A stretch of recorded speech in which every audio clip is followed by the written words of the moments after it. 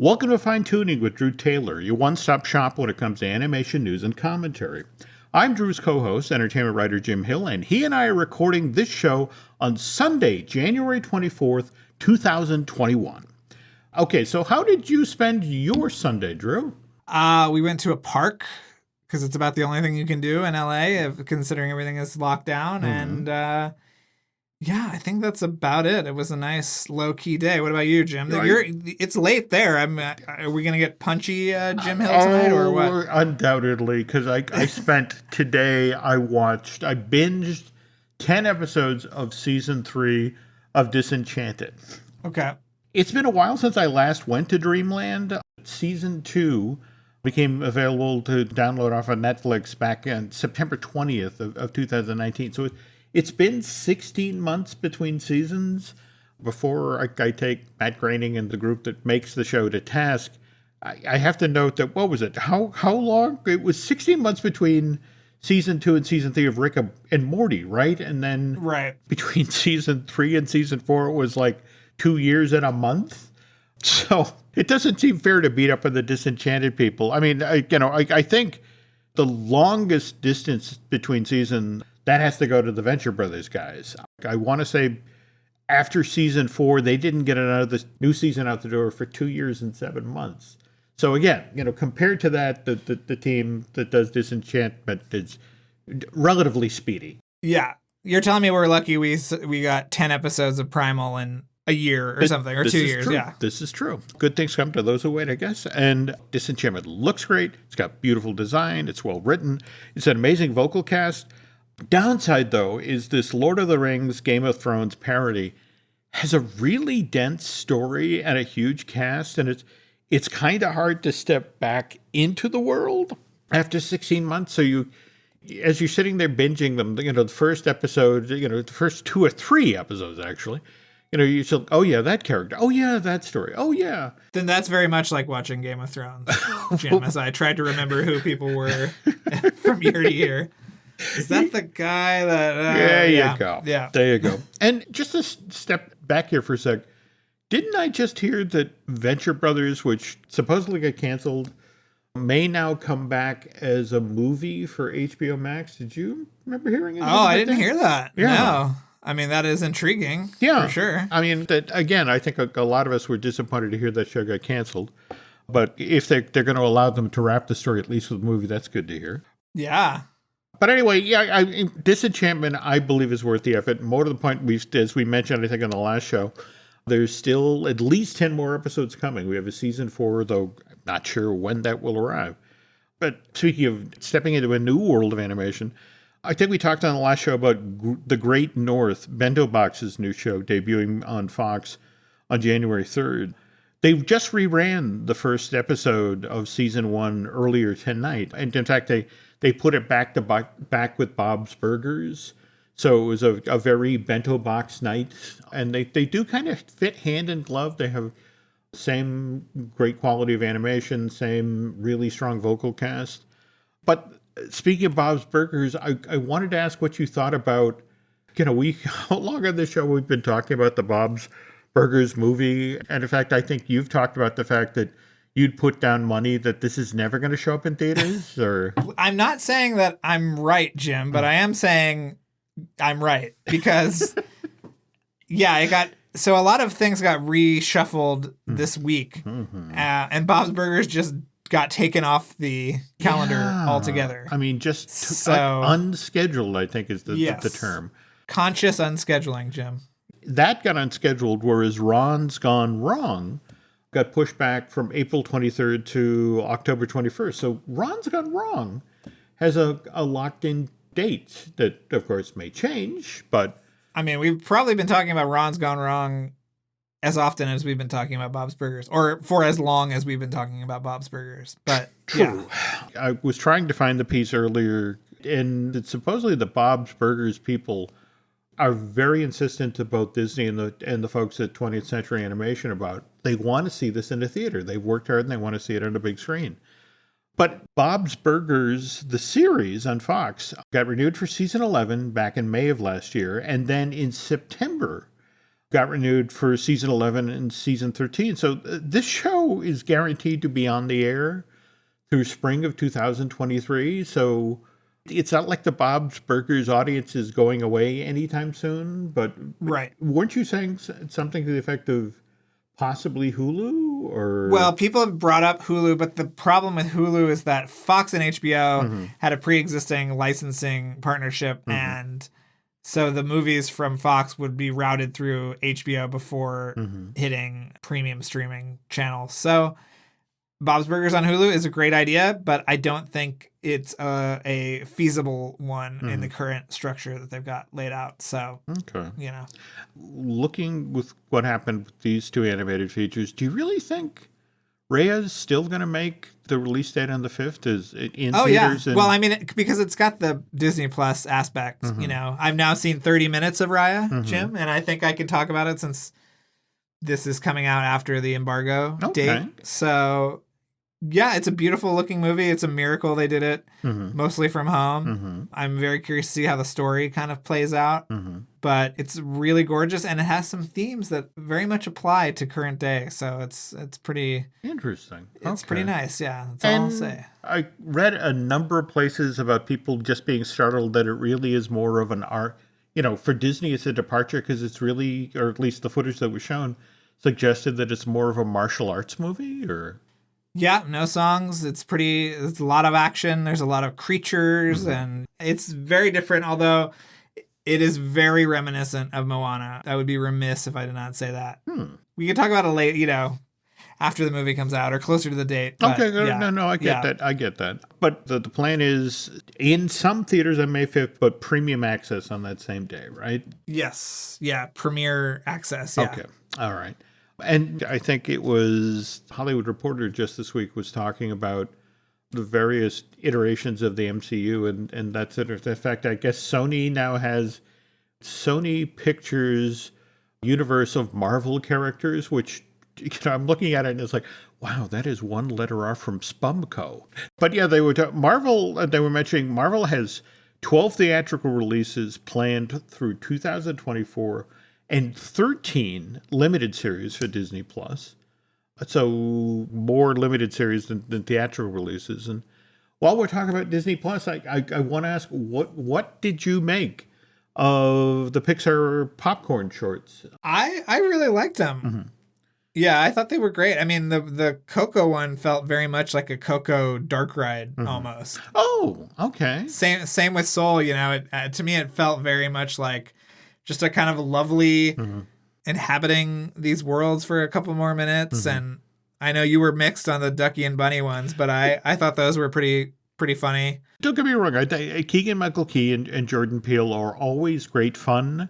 And Ducky and Bunny are fun characters, but it just sort of felt like, okay, Keegan and Jordan, Joe. Just to put them in front of the mic, let them riff for a bit, and then it's like, okay, figure out, whether or not you can pull a decent piece of animation out of it. Well, it's funny you should say that, Jim, because I have some insight here as to where the audio came from. Well, please. Okay. Yeah, I talked to the producer earlier last week for a piece that has not come out yet, but she told me that they had to actually just sift through available audio. There was no new recording for this. Wow. Or what they said was like new vocalizations. Okay. So that's why so many of the shorts are silent, because there was just no need for the actor or actress.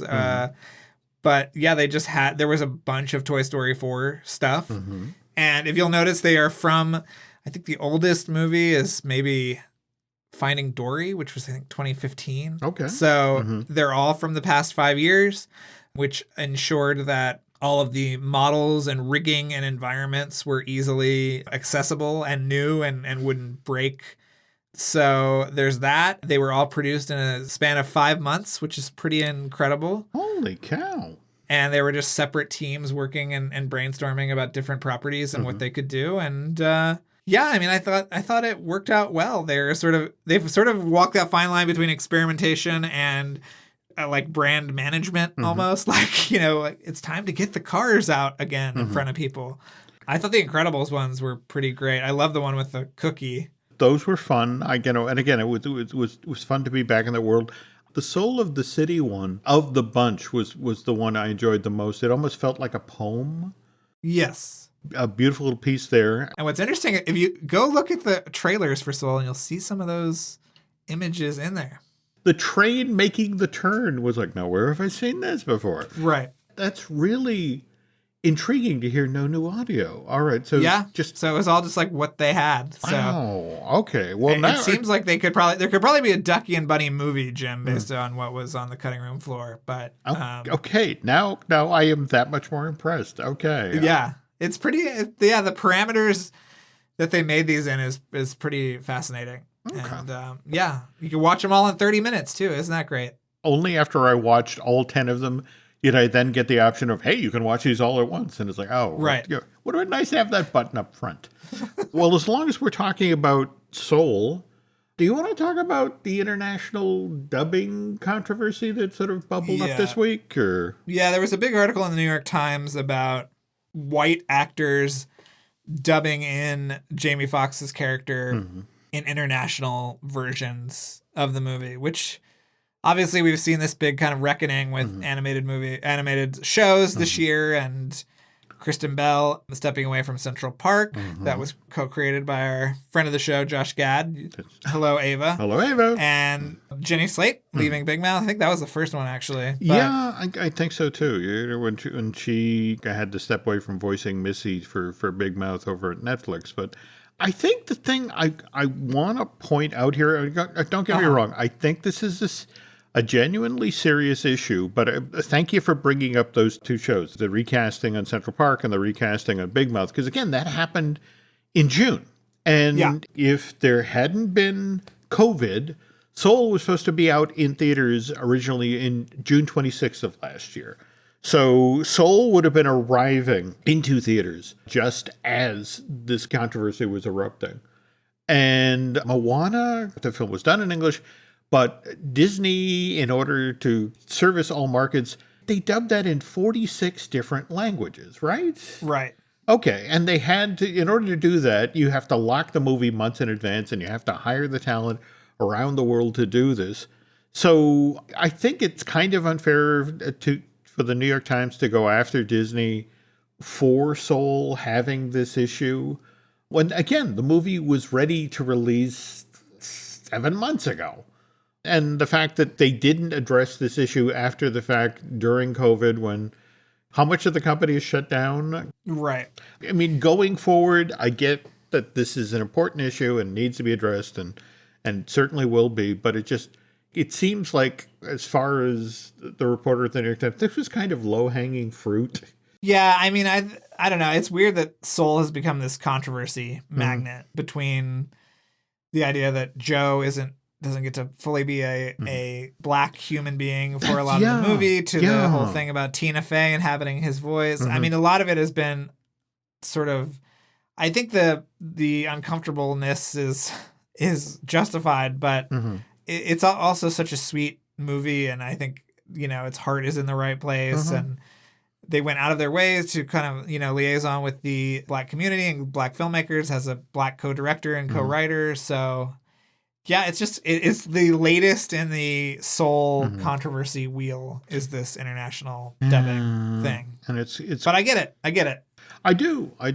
But again, it's just going to be interesting as we head into award season to see if this is going to trip this up. We were just talking about Netflix. It's worth noting that Connected, which we've talked about here on the show, just this past week got bought by Netflix, but is now reverting to its old title, Mitchell and the Machines. Is that right? Mitchell's versus the Machines. Yeah, Jim. Mitchell this versus is a serious. Yeah, there we go. Serious stuff. Yeah. Okay. But again, we were just talking about movies that had been scheduled for certain release dates that got bumped for COVID. Back when it was called Connected was supposed to be released theatrically September 18th of last year, got bumped out to October 23rd by Sony, and then kind of like Disney just did with Bob's Burgers. They just unscheduled it and then turned around just last week and sold it to Netflix for $110 million. That sounds right. Yes. Didn't I read that the back and forth between Legendary and Warner's over Kong versus Godzilla. Didn't they pay $150 million to them? That one was interesting because Netflix had made a run at Kong versus Godzilla before the announcement that everything was going to HBO Max. Okay. So from Legendary's point of view, they turned down the Netflix thing because they thought it was going to have a theatrical release via Warner Brothers, and now it doesn't. So that was where that back and forth happened. And I suspect what happened with Connected / Mitchell's versus the Machines is that there were some actors or producers, this is produced by Lord and Miller, who had profit participation. And so when you buy a movie outright for streaming, you have to pay out the profit participation ahead of time, even though, it's not actually making any money. But it seems like Sony and Netflix have a great relationship because Sony provided the animation along with Pearl Studios for Over the Moon, and they bought Wish Dragon. So I think what I'm trying to say, Jim, is we might all be watching Vivo in the comfort of our homes later this year. So yeah. Okay. Speaking of Netflix, I don't know if you saw the piece in the trades last week about Reed Hastings, the co-founder, chairman, and co-CEO of Netflix, reaffirming that streaming service has made a conscious decision to go after Disney in regard to animation supremacy. And again, Mitchell's versus the Machines, I guess, could be considered part of that. But what do you make of the big Oscar push for Over the Moon? Well, I think it's warranted. I think it's a really wonderful movie, and I think that if you have a Glenn Keane movie, you have to do it. I think it also is sort of saying to other animators and other animated projects that they are serious, that they will handle your property well. So I'm all for it. I loved Over the Moon. I've watched it a few times since it hit Netflix. I'm enough of a fan of the film that just in the past week, I found out that there was there's an art book. It's an art of the Over the Moon, Illuminating the Journey that I guess Titan Books published back in November of last year. Chased down a copy of that. Not only that, chased down a copy of The Art of Wolfwalkers, which I was genuinely pleased to see Charles Solomon. Yeah, and our buddy Leonard Maltin wrote the Over the Moon one. That's right. That's right. So some heavy hitters in the Disney historian category. Obviously, if they want some new blood and somebody else who's written a art of book, I'm available, Jim. The phone is... As you talked about working on this thing, between the deadline and... Well, again, when you went up and had to interview basically everybody on the film like in a day, didn't you? Or Yeah. It was a couple of days. But yeah, it was all crammed in there, Jim. But you know what? Hopefully people enjoy it. I hope it... I still owe you. I gotta send you your copy. I was going to politely not bring it up. I have a hole in my bookshelf for the autographed copy that is yet to be returned. But I'm not bitter. Well, there was a change of plans, and we ended up driving back. So I have your copy here. It's ready to go. I was more concerned about again you, Katie, and Nova breaking down in the frozen tundra and having to use it for fuel to stay warm. Yeah, kindling. Yeah.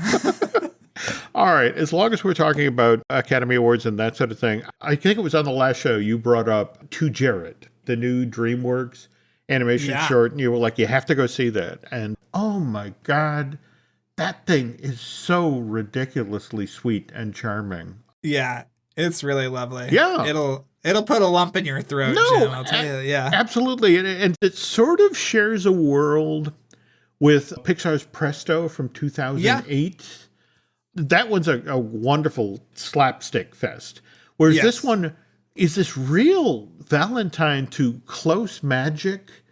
The director, Taylor Meacham, I got to find out if in fact, you may get the chance to talk to him, or we might have him on the show. I'm working on it, Jim. Cool. All right. Yeah. Because the close magic in this thing is amazing. I mean, it's just somebody who really has a love for that medium, that area of prestidigitation, just did an astounding job with the animation in this thing. And right. but at the same time, it's a bigger story than that. Well, like Soul, it's also a love letter to mentorship. Yes. People believing in you and, going out of their way to try to teach you something. No. It's really lovely. No, they're definitely worth chasing down, folks. If you don't have Peacock. But by the way, we were puzzling about this, whether or not when Crude's A New Age was out in theaters, whether or not To Jared was out in front of it. Yeah, no clue. Okay, No clue. I'm hoping that one of our listeners may have seen Crude's A New Age in theaters. Have you watched Crude's, Jim? I did some of my homework. I did, you know, Disenchantment 10 episodes. Just yesterday I watched 8 episodes of season 2 of Camp Cretaceous. Jim, nobody's asking you about Camp Cretaceous. We're asking you about Crude's A New Age. You gotta see it. And Wolfwalkers. I gotta see that. Wolfwalkers. I get the book. Okay. All right. And speaking of things I have not watched, when we get back from this commercial break, Drew's going to tell us about the Fortnite film. This podcast is brought to you by Carvana. Carvana lets you buy your next car on your terms. Explore a massive inventory online, filter for what matters, and find your perfect match. Then choose delivery to your home or pick it up at one of Carvana's iconic car vending machines. Every car also comes with a 7-day money-back guarantee, so you can make sure it's the right fit. Buy your car on Carvana. Delivery or pickup fees may apply. Limitations and exclusions may apply. See our 7-day return policy at Carvana.com. Carvana. This episode is brought to you by LinkedIn. Psst, healthcare pros, word's out, and it's too good to keep quiet. Look, LinkedIn is revolutionizing job hunting, making it possible to search by specialty, shift preference, and salary. Endless scrolling is out. Whether it's a mental health therapist or dental hygienist, finding the perfect role is faster and easier than ever. Head to linkedin.com/healthcare and start your search today.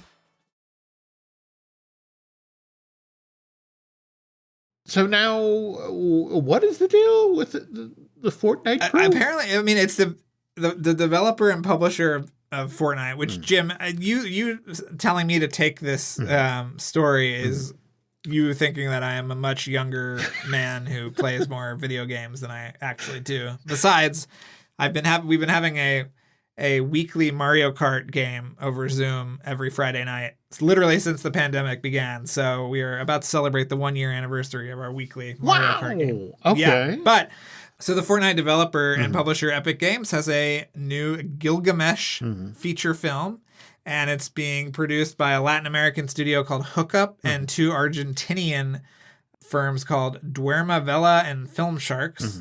And it'll use some of the, I guess, video game engine that Epic Games has pioneered to tell the story of the king turned deity Gilgamesh, who is immortalized in the Odyssey and Iliad, the Homer's epic poems. So I'm getting some kind of whiffs of Prince of Egypt, which I don't think is ever a good thing, but we will see. I'm going to reserve judgment until we get some footage, till we get some concept art, but it sounds like a very ambitious take on a nice little story, manageable story. There we go. 2 people going out on a date. No, All right. Well, I want you, after you finish listening to this podcast, to hop on Google. You want to first type in the name Mike Disa, and that's DISA, and then you want to include dwarves, DWARFS. Because I'm not sure how long this footage is going to remain online, but it's the test that was done for the Dwarves movie trilogy, I want to stress here, for Disney Toon Studios back in 2005, 2006. Am I correct about that? Or? Yeah, around then. All right, because it's an amazing piece of animation that takes the Snow White and the 7 Dwarfs, well, actually, just 2 of the characters from the 1937 film. They've got Dopey and they've got Grumpy. And the whole conceit of it is Grumpy is trying to trick Dopey into talking, because wasn't that the whole point of the Dwarves movie? This was when we were going to find out why Dopey didn't talk. Yeah, well, I mean, I remember that piece of concept art where it was Grumpy, I think, in the kind of like in the throne. It was a riff on the Conan. No, totally. The ending of Conan, right? Totally, yes. It's Grumpy in the exact pose at the end of the first Conan movie, suggesting the where the rest of the series. King Conan kind of. There we moment, go. Right. Yeah.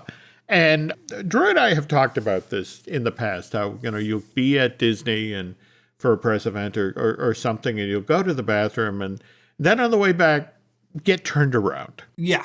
It's a terrible affliction. It Jim. is. We should probably have it looked at. I agree. Yeah. Just poor sense of direction. You'll wander down the wrong hallway or make a wrong turn. And I was in the Frank Wells building one day and got lost coming back from the bathroom and ended up in the pod for Disney Toon Studios and got to see the beat board for Chicken Little 2, The Ugly Duckling Story. Also, there was a sequence where a teenage Marie from the Aristocats had fallen overboard from an ocean liner from, I guess, I remember that. The Aristocats 2. And then finally, again, here was this giant beat board, including that very same piece of art you're talking about, the Grumpy as Conan thing, but it was laying out the entire trilogy for dwarves, which was, again, going to be done in CG. That's why I want you to go take a look at this Mice Disa test, because they really do manage to do a decent job of taking these 2D characters and changing them into some really lovely 3D. Yeah, it looks great. I mean, it was a couple of years after Mickey's PhilharMagic, so I feel like that was there was something in the air over there about turning these characters into 3D versions. But I thought it was beautiful. I mean, I was just watching the way that Grumpy's beard was moving. I mean, this tells you how much of a pervert I am. That that's the kind of thing that I'm looking at. It's the fact that they took that Fred Moore style animation and actually made it work in CG. Though I guess we do have to explain why this project got shut down. And in a weird sort of way, we can lay it at the feet of John Lasseter, who. What can't we lay at the feet of John Lasseter these days, Jim? Well, I want to say that both the Disney Fairies home premiere series and Dwarves got underway in 2005. Disney buys Pixar in January of 2006 for $7.4 billion. For me, it was always strange to watch how Lasseter had this sort of, I don't want to say love-hate relationship with Disney Toon Studios, because face it, I mean, we got Planes, which he seemed very proud of. Right. As an expansion of the Cars universe. And he got very hands-on with the Disney Fairies series. In fact, I think a little too hands-on, probably, Jim, from what we've heard. I did not want to set that up. Okay. But yeah, I think he was responsible for Brittany Murphy, who had originally been announced to be the voice of Tinkerbell. She was removed in May of 2008, and they brought in Mae Whitman as Tinkerbell. And it's not like he killed Disney Fairies outright. There were 6 of those things produced before, I think it was Tinkerbell and the Never Beast was the last one that made it out the door. But yeah, he just did not care for the idea of the Dwarves film, and the project began to stall out once Lasseter came through the door. So what did you get a sense of what the story was going to be for these? It was going to be a prequel. There were a couple of key questions, I guess, that were going to get answered. Like, there's always that moment in Snow White where Snow White mentions her stepmother, the Queen, and you get this big reaction from the dwarves as if they know who the Queen is. Right. And to the effect of, oh no, the Queen. So this was going to fill in that part of the story. How do they know the witch? Or for that matter, why does the Queen insist on putting on a disguise to go to the dwarves' house? So all of this stuff was going to get addressed. But I think the very flip attitude, the gag after gag after gag that they do here, doesn't reflect the trilogy they were trying to set up.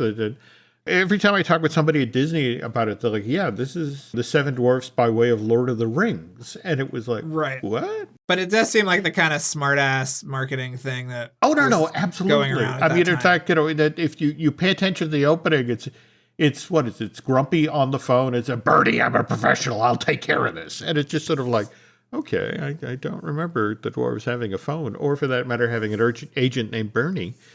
But by the way, the other thing, supposedly the big deal of this film was we were going to get to see Dopey talk, and then we're going to find out why he doesn't talk now. Something we've all been wondering about Jim for so many years. I'm just going to put a couple of initiatives out there, PSTD. Right. That something really bad happened to Dopey. But the interesting thing is wasn't the first time this character talked. In fact, you can go online right now, go on YouTube, because I know Disney made a professionally produced videotape version of this thing that they ran on the Disney Channel. But have you ever seen the Snow White and the Seven Dwarfs live on stage, the Radio City Music Hall thing? No. Oh, okay. Right. When you're finished with your Mario Kart thing, some night fire this up. It's Snow White and the Seven Dwarfs done as a stage show on Radio City, and the giant stage of Radio City Music Hall. So, they bring a full-size horse on stage, when it's time for Snow White to ride off with her prince. And what's interesting is it's at that exact moment that Dopey for the first time talks. But he only says one thing. He says goodbye. So this whole time he's been holding out on us. He could talk. Again, isn't it Doc that says he can talk? He just doesn't want to. But anyway, that was produced summer of 79 at Radio City. And speaking of the 70s, Dale Baer started at Disney Studio back in 71. Dale, we lost him last week or thereabouts on January 15th. And did you see what the last movie he was working on was, Jim? Yeah. The Bob's Burgers movie. Wow. So now it has to come out, Jim. No. Yes, it Dale's does. last movie, yeah. Yeah, but you and I were talking a little bit, and we both figured we actually got to talk with him for Winnie the Pooh, right? Because he did Owl for that film back when Colin Ferguson was voicing the character.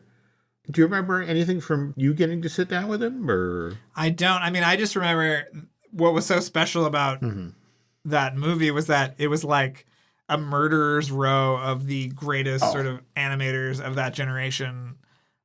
Just because it was like the last one, it was the last kind of hurrah. And, Eric and I forget who else, but it was crazy. Mark Henn, just nuts, the talent that was on that movie. And Dale was one of them. Yeah. And you mentioned the murderer's row thing. And it's like when you talk with Eric Goldberg about how he handled Rabbit for that film, he talked about how he sort of filtered Rabbit through Jack Lemmon. I do remember that, yeah. Yeah, the notion kind of a Felix Ungary, Rabbit, and Tom Kenny. Tom had so much fun doing that take on Rabbit, whereas Dale's owl in that film is crazed. I mean, just the combination of Colin Ferguson's read on how that character behaves, and then to see what they then, Eric, of course, did a wonderful job with the Baxton song in that film, but that's bookended by these wonderful pieces of animation of Owl by Dale, who just, again, took the energy level that Colin brought to the table and just amped it up so you get that much crazier in Owl. But Dale would do all sorts of research prior to animating. I mean, his stuff, there was a level of craft to it that was just stunning. And I remember when I got to talk with him for Winnie the Pooh, I brought up the fact that I had so enjoyed his work on Alameda Slim for Home on the Range, and he kind of opened like a flower when I said that and started talking about how the yodeling song from the film, where Alameda has this sort of elaborate dance number, and Dale went and watched every heavy set comedian who was light on his feet. So we're talking Oliver Hardy of Laurel and Hardy. We're talking about Jackie Gleason, and just watched hours and hours of that footage to how does a fat man dance, and particularly one who's really light on his feet. And that all filtered through that number. And I love the animation on that so much. I must circle back on that bit on YouTube every couple of months because it just makes me smile. But yeah, I guess it's important to talk about Dale's career at Disney. He was born out in Colorado in June of 1950, and he had a family who lived in California. In fact, the Amy Astley at Disney PR was nice enough to share the tribute that Howard Green put together, and Howard tells the story about, I guess, when Dale was out visiting his grandparents in California. He pleaded with his grandfather to park outside of Disney Studios so he could just sort of stare up at the building. He was determined to work at Disney. In fact, he was accepted into Disney's, the very first animation training program. And he was the number 2 applicant? Yeah. I mean, he worked on Robin Hood in 73. Yeah. And he was a guy who would come and go from Disney. I mean, he worked on Rescuers, he worked on Pete's Dragon. He then left Disney and he worked with Richard Williams in commercials. He worked with Ralph Bakshi on Lord of the Rings. In fact, there was a lovely tribute that Ralph put out there that, they only worked on the one film, but they stayed friends for the rest of their lives. He did one of my favorite animated characters in a live action movie, which is the Danny DeVito voiced cat detective in Last Action Hero. You were talking about that. Yeah. Yes. You've written a couple of wonderful things about Roger Rabbit. And face it, the entire film kind of builds to Toontown. When they were working on Who Framed Roger Rabbit, when Richard Williams had that crew of animators in London, they were so far behind schedule that they had no choice. In order to make their previously locked-in release date, because they'd already set that cross-promotional deal with both McDonald's and Diet Coke. Yes, it's like, correct. This movie will open on this date. Or somebody, in fact, I wasn't it Jeffrey Katzenberg who threatened Don Hahn with, this film will open on that date? Or I think they're in New York, and Jeffrey walks Don over to window and points to some guy in the street shoveling asphalt. It's like, this movie's on time, or that's your next job. Yeah. So the only way they could do that is they hired an outside studio to do the Toontown stuff. And that was Bear Animation. That was at the studio that Dale and his first wife, Jane, set up. And they did 11 minutes of animation. Yeah, I think he was the most senior American animator on that movie, because everybody was in England doing most of it, right? I mean, obviously we've talked about Williams and his crew out there, and with a lot of Disney animators. I think Andreas was in England. He was, yeah. Right, yeah. So, but I think I read somewhere that Dale was the most senior American animator on that movie, which is pretty cool. Yeah. But Who Framed Roger Rabbit wouldn't have worked if Toontown hadn't paid off. And the fact that if you think about how many different model sheets or how many historic characters you had to work off of, plus get the look, plus match animation that's being done in London. Yeah. It was an impossible task that he pulled off brilliantly. And I think that when the film initially came out and it was being as praised as it was, they really downplayed the fact that Bear Studios had done the Toontown section. Though I think if you're reading the credits closely enough, you can kind of make out that, wait a minute. I think that's interesting that you bring that up, because I feel like he was always in that position of kind of thankless tasks that end up producing great results. He took over Yzma from Andreas, who Andreas's version of the character was very different, and you can see that in the Sweatbox documentary. Oh, yeah. I mean, it's beautiful work, but I mean, Dale did an amazing job, and that character is just so beautifully designed and animated and perfect for that movie. And, that was a thankless job. I mean, no animator wants to take over somebody else's character. And he did it, and he made a classic Disney villain out of it. Yzma to this day, just, so effort. I mean, the wonderful scene-stealing character. And he returns to Disney full-time in 1998, and he's working on those last sets of hand-drawn films, Home on the Range, and then is, again, like Nick Ranieri, is one of those guys who steps in and does CG with Chicken Little and Meet the Robinsons, but at the same time still has a strong enough skill set that when Lasseter comes through the door and, hey, we're reviving hand-drawn, it's like, okay, back to Princess and the Frog. And the shorts, too. I mean, he worked on Get a Horse and the 2D animation there, and also How to Hook Up Your Home Theater, which his version of Goofy, I think, you can place alongside any of the classic shorts, and it's just perfect. Absolutely. But anyway, he retires from Disney in 2015, but is often the case, kept getting lured back for special projects. And I'm kind of intrigued by this thing that Howard notes, that His last assignment for Disney was animating Ursula and LeFou for Tokyo Disneyland. For what?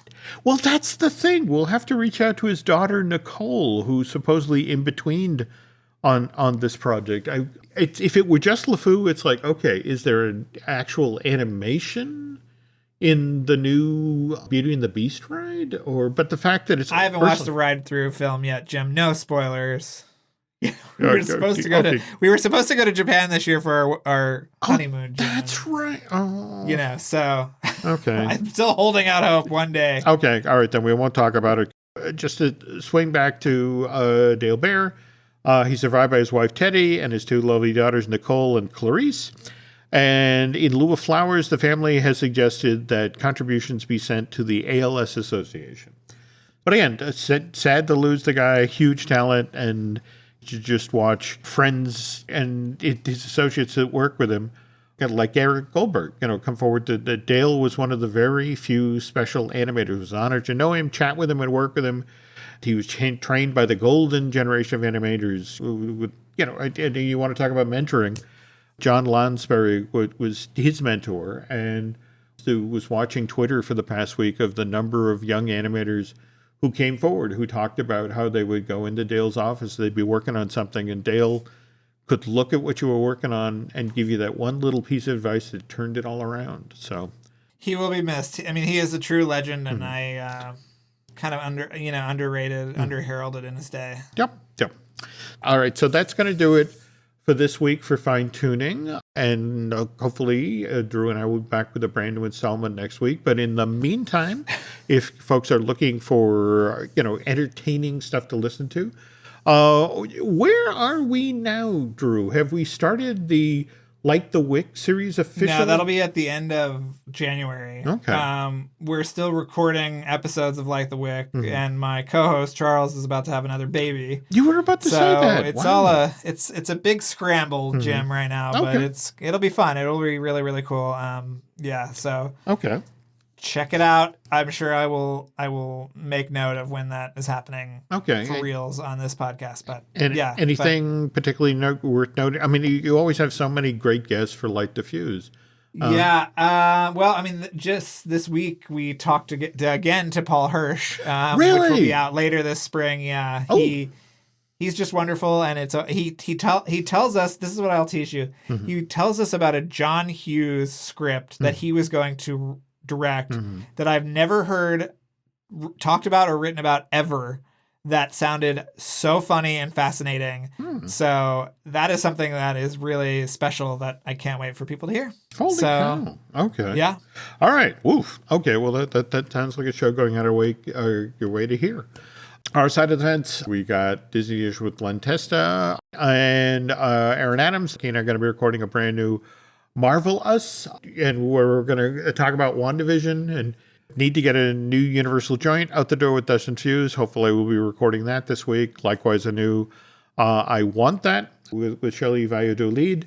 Tell you what, folks, if you could do Drew and I a favor, if you could head over to Apple Podcasts and rate and review not only Light the Fuse, but also the podcast you're listening to right now, Fine Tuning.